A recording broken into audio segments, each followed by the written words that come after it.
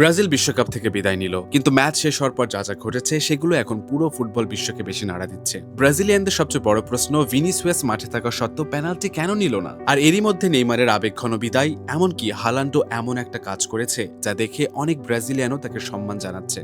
তো ম্যাচের মাত্র 14 মিনিটের মাথায় ব্রাজিল পেনাল্টি পায়। সবাই ভাবছিল বলটা যাবে ভিনিসিয়াসের পায়ে, কিন্তু অবাক করে দিয়ে শট দিতে আসেন ব্রুনো গিমারায়েস, আর সেই পেনাল্টি মিস। ম্যাচ শেষে এই একটা প্রশ্নে রীতিমতো চাপে পড়ে যান কোচ কার্লো আনচেলত্তি। তিনি তখন জানান এটি কোনো হঠাৎ সিদ্ধান্ত ছিল না, দলের আগে থেকে একটা পেনাল্টি ওয়ার্ডার ঠিক করা ছিল। সেখানে প্রথমে ছিলেন নেইমার, এরপর রাফিনহা। দুজনেই তখন মাঠে না থাকায় তৃতীয় নাম ছিল ব্রুনো গিমারায়েসের, তাই তাকেই দায়িত্ব দেওয়া হয়েছিল। পরে ভিনিসিয়াস কোচের সিদ্ধান্তকে সমর্থন দিয়ে বলেন, ব্রুনো ট্রেনিং এ আমার চেয়ে ভালো পেনাল্টি নিয়েছিল। আর এরপর আসে সবচেয়ে আবেগঘন মুহূর্ত।